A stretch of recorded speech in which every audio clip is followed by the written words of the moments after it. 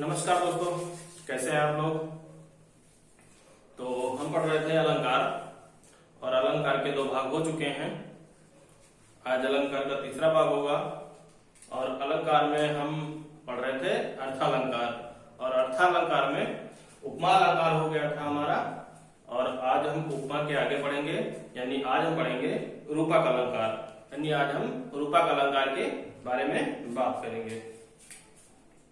रूपक अलंकार,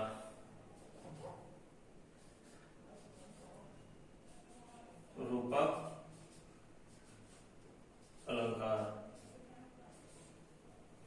हम बात करेंगे रूपक अलंकार के बारे में, क्योंकि शब्दालंकार हमारा हो गया था और अर्थालंकार चल रहा था जिसमें उपमा हो गया हमारा।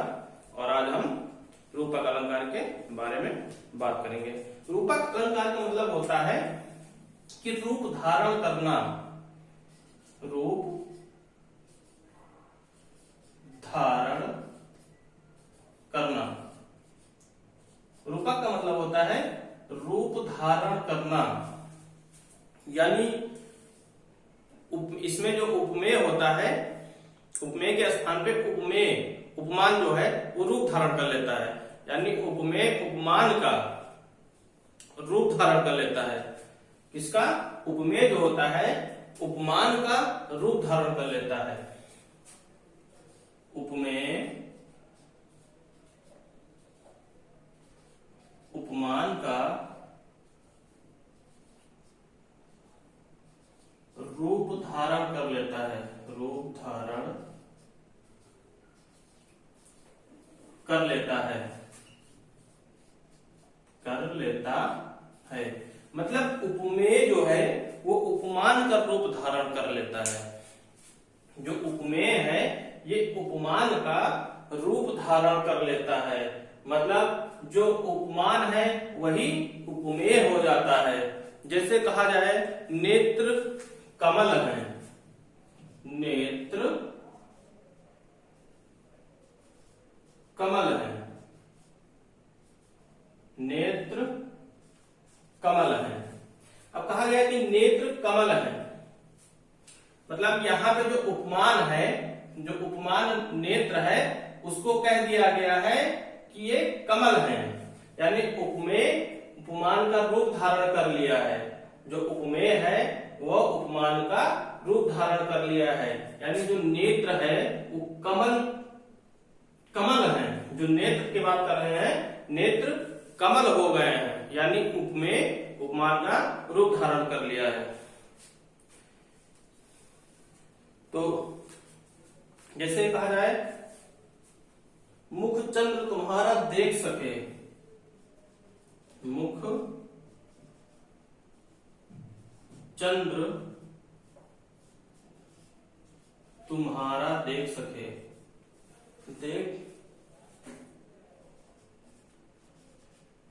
देख सके, मुखचंद्र तुम्हारा देख सके, मन सागर मेरा लहराता, मन सागर मेरा लहराता। मुखचंद्र तुम्हारा देख सके, मन सागर मेरा लहराता, यानी यहाँ क्या कह रहा है, जो तुम्हारा मुख है वो चंद्रमा है, चंद्र है, यानी तुम्हारा जो मुख है वो चंद्र है। जिस तरह यहाँ पे कहा गया कि नेत्र कमल है, उस तरह मुख की बात कर रहे हैं और कह रहे हैं मुख चंद्र तुम्हारा देख, यानी जो तुम्हारा मुख है वो चंद्र है, उसको देखकर मन सागर मेरा लहराता, मन में सागर जैसी लहर आ गई। मतलब यहाँ पे सीधी सी बात है कि जो उपमेय है वो उपमान का रूप धारण करता है। उपमेय जो है वो उपमान का रूप धारण करता है, उपमेय उपमान का रूप धारण करता है। तो ये हो गया आपका रूपक। रूपक का मतलब होता है रूप धारण करना। बस इतना ही जानना है कि रूपक का मतलब होता है रूप धारण करना। इसके बाद जो अगला हमारा अलंकार है वो है उत्प्रेक्षा अलंकार। कौन सा? उत्प्रेक्षा अलंकार। चलिए हम उत्प्रेक्षा अलंकार के बारे में बात करते हैं। उत्प्रेक्षालंकार, उत्प्रेक्षा, उत्प्रेक्षा, उत्प्रेक्षालंकार, उत्प्रेक्षालंकार, उत्प्रेक्षालंकार। उत्प्रेक्षालंकार में क्या है? उत्प्रेक्षालंकार में है कि जहां उपमेय में उपमान की संभावना व्यक्त की जाए, जहां उपमेय में उपमान की संभावना व्यक्त की जाए, इसका परिभाषा हो जाएगा जहां उपमेय में, जहां उपमेय में उपमान की संभावना व्यक्त की जाए। क्या व्यक्त की जाए? संभावना व्यक्त की जाए। मतलब जहां उपमेय में उपमान की संभावना व्यक्त की जाए वहां उत्प्रेक्षालंकार होता है, वहां उत्प्रेक्षालंकार होता है, उत्प्रेक्षालंकार होता है, उत्प्रेक्षालंकार होता है। कौन सा अलंकार? उत्प्रेक्षालंकार होता है। मतलब जहां उपमेय में उपमान की संभावना की जाए वहां उत्प्रेक्षालंकार होता है। इसके कुछ सूत्र हैं जिनको हमें याद करना है, जो उदाहरण में हमेशा ही मिलते हैं। तो इसके कुछ सूत्र हैं जो उदाहरण में हमेशा मिलते हैं। जैसे कहा जाए मन मानव, मन मानव, मन मानव, मनहु मानव, मनहु मानव, मन मानव, मनहु मानव, मनु मानव, मनहु मानव, मनोजन, मनो मनोजन, मनोजन, जानो जानो, जानो जनो, जानो जनो, मन मानो, मनहु मानो, मनो जन, जानो जनो, जानो जानो, जनो जानो जनो, जनो। तो इनका प्रयोग होगा कहां पे होगा? उदाहरण में प्रयोग होगा। यानी उत्प्रेक्षा अलंकार जो भी होगा उनके बीच में, उदाहरण के बीच में ये शब्दों का प्रयोग होगा। इन शब्दों का प्रयोग होना अनिवार्य है। ये शब्द का प्रयोग होकर ही उदाहरण आएगा। यानी जहां उपमेय में उपमान की संभावना व्यक्त की जाए वहां उत्प्रेक्षा अलंकार है। जैसे कि उदाहरण के तौर पर हम समझते हैं, जैसे कहा जाए मुख मानो चंद्रमा है। जैसे कहा जाए मुख मानो चंद्रमा है, मुख मानो चंद्रमा है।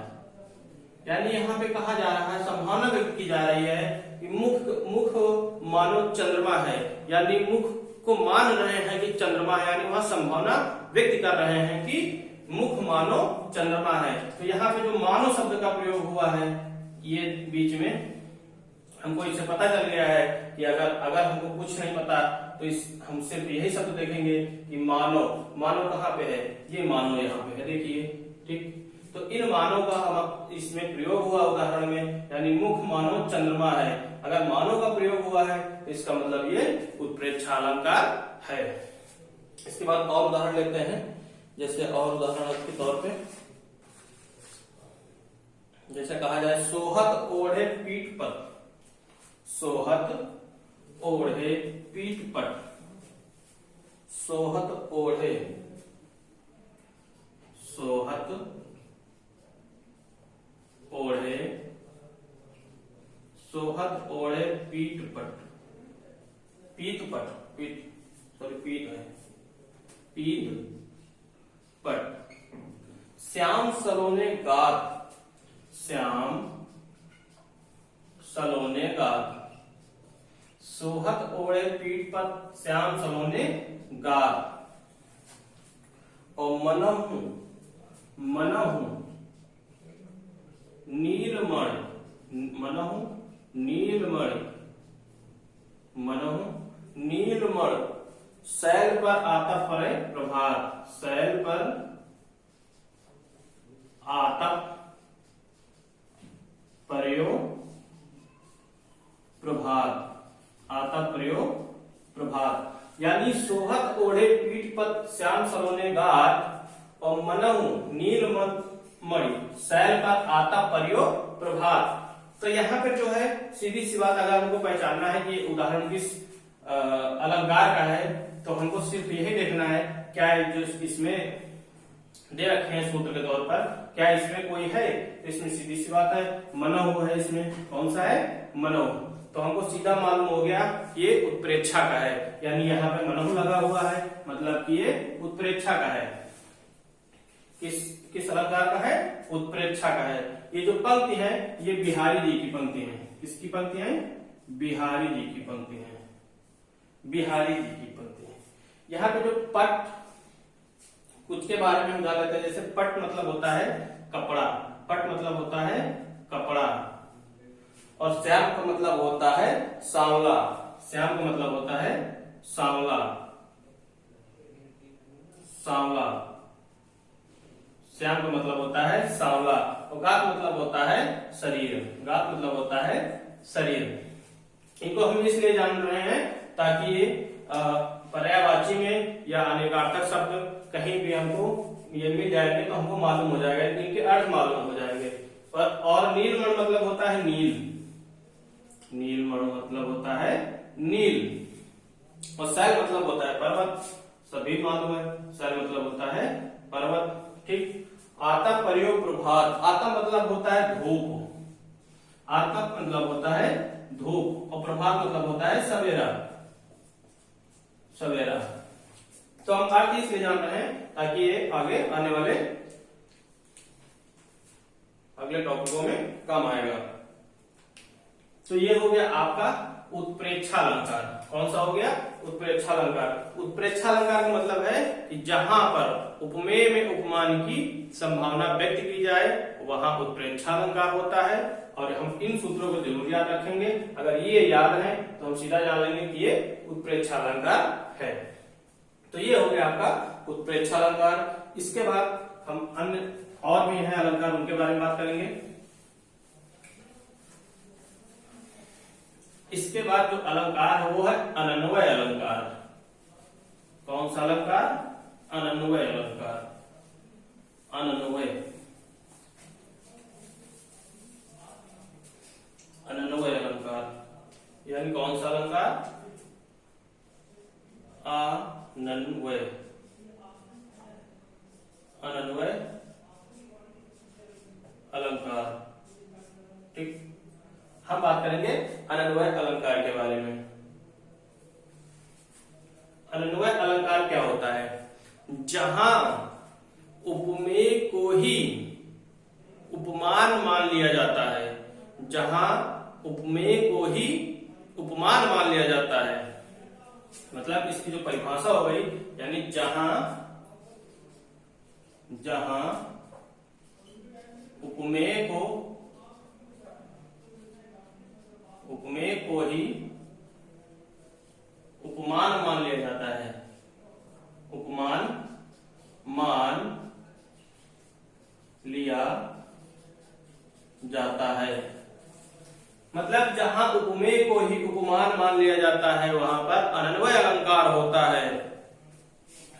जहां उपमेय को ही उपमान मान लिया जाता है, जैसे उदाहरण में हम समझते हैं, जहां उपमेय को ही उपमान मान लिया जाता है। जैसे कहा जाए कि राम से राम, राम से राम, मतलब यहां उपमेय को ही उपमान मान लिया गया। राम से राम यानी वही सेम हो गया, मतलब उपमेय को ही उपमान मान लिया गया। मतलब जो उपमेय है वो उपमान है, जो उपमान है वो उपमेय है। इसीलिए जैसे कहा जाए राम से राम, राम से राम कहा जाए, या सिया से सिया, सिया से सिया, मतलब इसमें उपमान उपमेय जो है उसको उपमान मान लिया गया, उपमान को उपमेय मान लिया गया, मतलब सब कुछ वही है, सेम है। जो उपमेय है वही उपमान है, जो उपमान है वही उपमेय है। जैसे कहा जाए सुंदर नंद किशोर से, सुंदर नंद किशोर से, सुंदर नंद किशोर से, सुंदर नंद किशोर, सुंदर नंद किशोर से सुंदर नंद किशोर, इस तरह के उदाहरण आएंगे। जब अन्वय अलंकार होगा तो इस तरह के उदाहरण आएंगे, यानी सुंदर नंद किशोर से सुंदर नंद किशोर। तो यहाँ पे उपमेय को ही उपमान मान लिया जा रहा है। क्या? उपमेय को ही उपमान मान लिया जा रहा है। जैसे कहा जाए भारत के सम, भारत है, भारत के सम भारत, यानी भारत के सम भारत, भारत के सम भारत। यहां पर भारत के सम भारत, यानी जो उपमेय है उसी को उपमान मान लिया जा रहा है।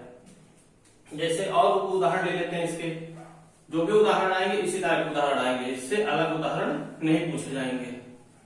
जैसे कहा जाए आकाश से आकाश, आकाश से आकाश, आकाश से आकाश, मतलब अन्वय अलंकार, उपमेय को ही उपमान मान लिया गया है। जैसे कहा जाए सूर्य से सूर्या, सूर्या से सूर्या, सूर्या से सूर्या, यानी उपमेय को उपमान मान लिया गया है। कृष्ण से कृष्ण, राधा से राधा, कृष्ण से कृष्ण, कृष्ण से कृष्ण, और कृष्ण से कृष्ण, और राधा से राधा, राधा से राधा, मतलब यहाँ उपमेय को उपमान मान लिया गया है। जब भी उदाहरण आपके आएंगे तो इसी तरह आएगा, जो उपमेय होगा वही उपमान होगा, जो उपमान होगा वही उपमेय होगा। तो ये हो गया आपका अन्वय अलंकार। अब हम आगे बात करते हैं और अलंकारों के बारे में। इसमें काफी अलंकार है, बारी बारी से सभी अलंकारों के बारे में हम जान लेते हैं। इसके बाद जो अलंकार है वो बहुत इंपॉर्टेंट अलंकार है, ये परीक्षा में काफी आता है, जो है विशेषोक्ति अलंकार। विशेषोक्ति अलंकार कौन सा है? विशेषोक्ति अलंकार, विशेषोक्ति अलंकार, विशेषोक्ति अलंकार, यानी विशेषोक्ति अलंकार। अब की जो है इस बार अलंकार है वो है विशेषोक्ति अलंकार। जहां कारण रहते हुए कार्य पूरा ना हो उसको बोलते हैं विशेषोक्ति अलंकार, यानी जहां कारण रहते हुए कार्य पूरा ना हो वहां विशेषोक्ति अलंकार होता है। तो इसकी परिभाषा क्या हो गई? जहां कारण रहते हुए कार्य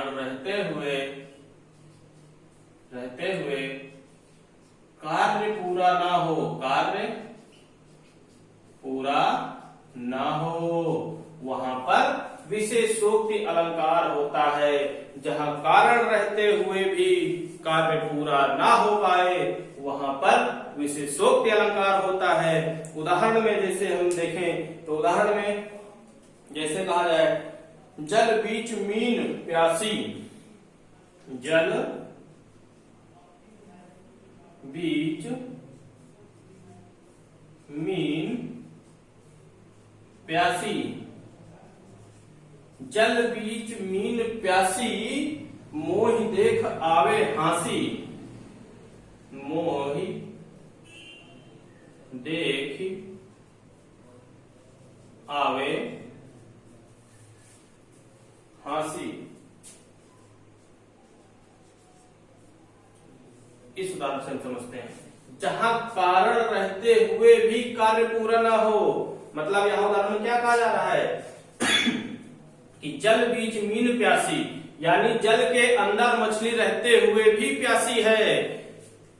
और मुझे देखकर ये हंसी आ रही कि जल के अंदर मछली होने के बावजूद भी वो प्यासी है, मतलब कि कारण रहते हुए भी कार्य पूरा ना हो, उसी को बोलते हैं विशेषोक्ति अलंकार। जल के बीच रहकर भी वो प्यासी है, यानी कारण रहते हुए भी कार्य उसका पूरा नहीं हो पा रहा है।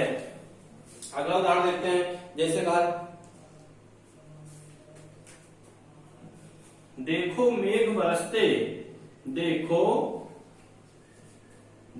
मेघ बरसते, मेघ बरसते, और मैं प्यासी की प्यासी, मैं प्यासी की प्यासी। देखो मेघ बरसते, मैं प्यासी की प्यासी, यानी मेघ बरस रहे हैं, बारिश हो रही है, उसके बावजूद भी प्यासी हैं। कौन? मछलियां। देखो मेघ बरसते, मैं प्यासी की प्यासी, जल बीच मीन प्यासी, मोह देख के आवे हंसी, मतलब कारण रहते हुए कार्य पूरा ना हो। तो इसका मतलब साफ हो गया है कि विशेषोक्ति अलंकार वो होता है जहां पर कारण रहते हुए भी कार्य पूरा ना हो सके, वहां पर विशेषोक्ति अलंकार होता है। कौन सा अलंकार होता है? विशेषोक्ति अलंकार। तो विशेषोक्ति अलंकार के बाद हम बात करेंगे एक और अलंकार के बारे में, वो अलंकार है विभावना अलंकार। कौन सा? विभावना अलंकार। अलंकार काफी है, तो हो सकता है सॉरी भाषा रही, हो सकता है इस वीडियो में अलंकार समाप्त ना हो, लेकिन चौथे वीडियो में अलंकार जरूर समाप्त हो जाएगा आपका। इसके बाद इससे बात करें विभावना अलंकार। विभावना अलंकार, विभावना अलंकार, विभावना अलंकार। हम बात करेंगे विभावना अलंकार के, जहां की विशेष प्रकार की कल्पना होती है उसे विभावना अलंकार कहते हैं। विभावना अलंकार का मतलब है विशेष प्रकार की कल्पना, विशेष प्रकार की कल्पना। यहाँ पर विशेष प्रकार की कल्पना होती है, और जहां विशेष प्रकार की कल्पना होती है वहां विभावना अलंकार होता है। विशेष प्रकार की कल्पना जहां कारण के बिना कार्य पूरा हो जाए, जहां कारण के बिना कार्य पूरा हो जाए वहां विभावना अलंकार होता है। तो इसकी परिभाषा क्या हो गई? और जो विशेषोक्ति अलंकार था उसमें कारण रहते हुए भी कार्य पूरा ना हो, और यहाँ कह रहा है जहां कारण होते हुए कारण के बिना कार्य पूरा हो जाए, कारण नहीं है उसके बावजूद भी कार्य पूरा हो गया, जहां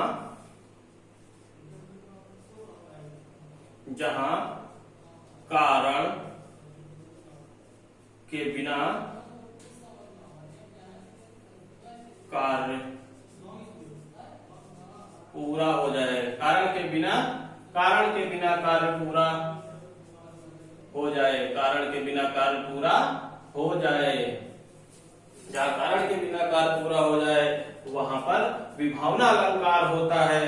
जैसे उदाहरण से हम समझेंगे, जैसे उदाहरण से कहा जाए बिनु पग चले सुने बिनु काना, बिनु पग चले सुने बिनु काना, कर बिनु कर्म करहि विधि नाना। यानी बिनु पग चले, बिनु पग चले, और सुने बिन काना, सुने बिनु काना, सुने बिन काना, बिनु पग चले सुने बिनु काना, और कर बिनु कर्म, कर बिनु कर्म, कर बिनु कर्म करहि विधि नाना, करहि विधि नाना। मतलब कि यहाँ पे कहा जा रहा है जहां कारण के बिना कार्य पूरा हो जाए, जहां कारण के बिना कार्य पूरा हो जाए वहां विभावना अलंकार होता है। इसका मतलब बिनु पग चले सुने बिनु काना, यानी बिना पैर के चलते हैं और बिना कान के सुनते हैं, मतलब कारण नहीं है, कारण का मतलब पैर नहीं है, फिर भी चल रहे हैं, कान नहीं है फिर भी सुन रहे हैं, मतलब कि कारण के बिना कार्य पूरा हो जा रहा है, कारण के बिना कार्य पूरा हो जा रहा है। बिनु पग चले यानी बिना पैर के चल रहे हैं, कारण नहीं है, कारण का मतलब होता है जैसे कि इनके पैर नहीं है, और चले और सुने बिन काना, यानी बिना कान के सुन लेते हैं, तो इसका मतलब है कि कारण के बिना कार्य पूरा हो रहा है। तो यहाँ पर विभावना अलंकार होगा। कौन सा होगा? विभावना अलंकार होगा। विभावना अलंकार का मतलब है कि बिना कारण के, जहां कारण के बिना कार्य पूरा हो जाए वहां पे विभावना अलंकार होता है। जैसे आनंद रहित सकल रस भोगी, विन वाणी वक्ता जोगी। जैसे अगला है आनंद रहित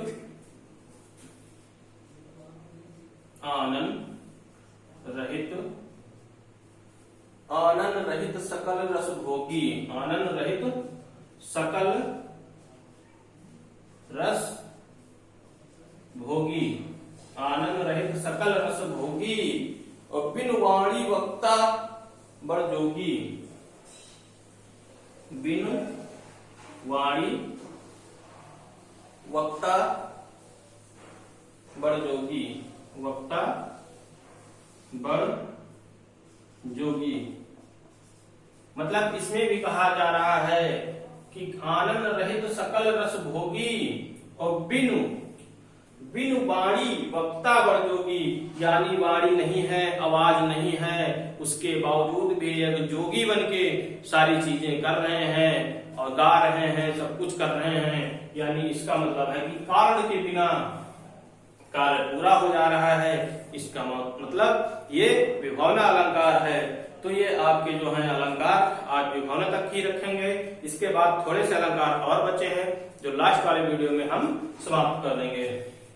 तो जिन लोगों का यूपी पुलिस की तैयारी के, जो लोग यूपी पुलिस की तैयारी कर रहे हैं वो लोग विशेष तौर पे हिंदी पे ज्यादा ध्यान दें, और यूपीएसआई वाले भी ज्यादा हिंदी पे ध्यान दें, क्योंकि यूपी पुलिस में जो है यूपी पुलिस में 37 नंबर आने हैं, हिंदी के 37 नंबर आने हैं, और यूपीएसआई का जो है, एसआई का जो है उसमें 40 नंबर आने हैं। तो 37 और 40 लगभग दोनों में बराबर ही है, 3 नंबर का अंतर, 3 क्वेश्चन का अंतर है। इसमें 37 क्वेश्चन आएंगे यूपी पुलिस में, और एसआई में 40 नंबर आएंगे। तो ये हिंदी उनके लिए बहुत ही बेहतर है। तो अपने जो आपके साथी हैं, आपके दोस्त हैं, उनको ये वीडियो जरूर शेयर करें, उन्हें जरूर बताएं हमारे हिंदी मस्ती ऑनलाइन क्लास को के बारे में। तो आज के लिए बस इतना ही, हम मिलेंगे अगले वीडियो में। नमस्कार।